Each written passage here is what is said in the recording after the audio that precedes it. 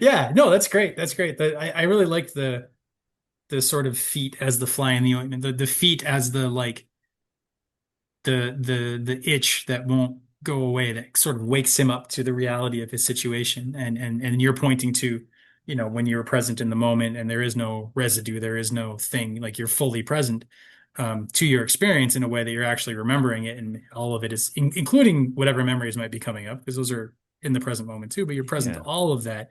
Like there is no fly in the ointment. There is no thing that wants your attention, because everything that's happening already has your attention and you're not blocking any of it. Yeah. Yeah. And Yeah. being like that, I mean, being in some way enlightened, isn't that a way, if you can bring yourself into that kind of consciousness, aren't you pretty peaceful and able to connect with the world outside your body and other people and other minds in a pretty fruitful way, and to serve others? Yeah, I think so. I mean, I think of it kind of in a like backwards kind of a way, maybe. So like to try and explain that, like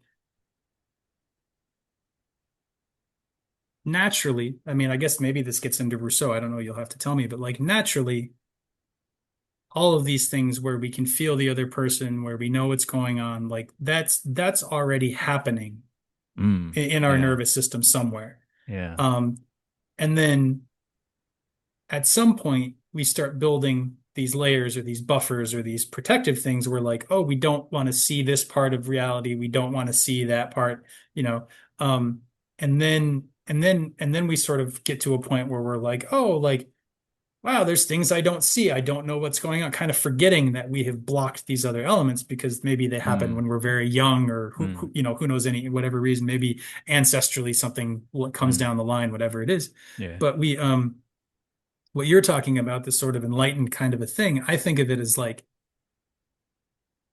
almost like if we exist as this sort of, I don't know, I think of it as sort of like a crystalline structure, you Mm, know.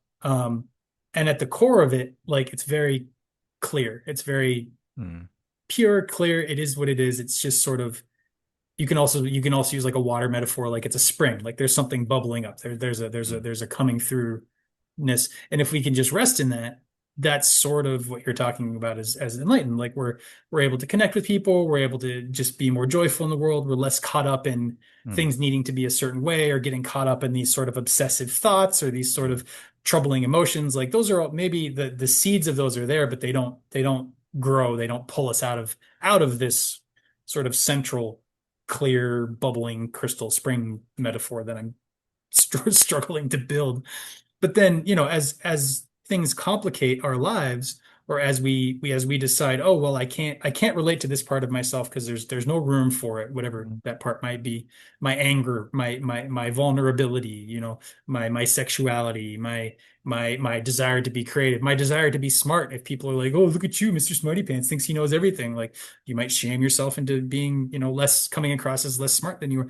All of those things are like, you've already got a thing that's real, and you're saying it can't exist. So now you've got a conflict inside yourself, mm, and that's uncomfortable. And it's always going to be uncomfortable because you're at a conflict with yourself, and you have to create some sort of a rule or a structure for yourself about how to deal with that. Maybe it mm, gets projected onto other people. No, I hate those people. They always do this thing. mm, They do this thing that if I were to pay attention to what they were doing, it would remind me that mm, that thing exists in me. And mm, wow, I wish I did, that thing didn't exist in me, but I also wish it did exist in me. I mm, wish I could just be wild and crazy like they can be, mm, but I can't and they can't, and they remind me of it, and I hate them for it. And they should all mm, be locked up because they're crazy people, you mm, know? So all of those things kind of build these layers outside of this sort of pure initial core. mm, And when you and I as adults get to a point where we're like, hey, like what's life about and what's my personality about, which I would say on average, like the brain fully forms when you're 26. So you could go as far as to say, up until you're 26, these things are still not making sense.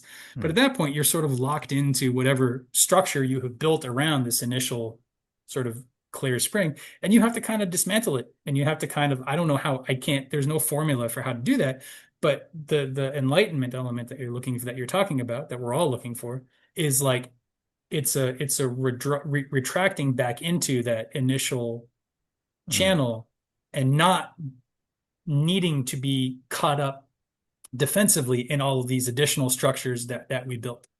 And mm, so like I forget how that ties into the story. That was a lot to kind of try and hold, but the idea being that I think it even says in the Tao Te Ching something like when you're studying knowledge every day, you add more information.